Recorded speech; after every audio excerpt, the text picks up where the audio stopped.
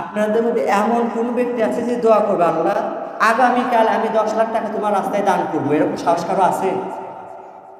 নাই। কারণ আমরা মানুষ, আমরা পৃথিবীর প্রত্যেকটা জিনিসকে আমাদের জ্ঞান দ্বারা মাপাচ্ছি। এই 10 লাখ টাকা আপনাকে আল্লাহর দান করা আল্লাহর কাছে কোনো কঠিন বিষয়? তাহলে আমরা দোয়া করতে ভয় পাই কেন? আমরা প্রত্যেকটা জিনিসে দোয়া করতে ভয় পাই।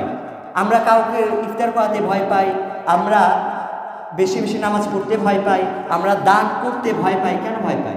আপনি আল্লাহর কাছে দোয়া করেন।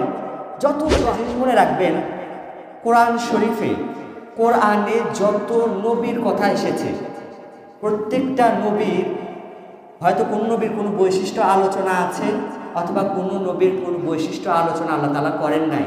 কিন্তু আপনি যদি কোরআন ভালোভাবে পড়েন, আপনি একটা জিনিস দেখবেন যে কোরআনের প্রত্যেকটা নবীর আলোচনা যখন আল্লাহ তাআলা করছেন, প্রত্যেকটা নবী যে দোয়াটা আল্লাহর কাছে করেছেন, আল্লাহ তাআলা প্রত্যেকটা নবীর ওই দোয়াটাও সেখানে উল্লেখ করেছেন।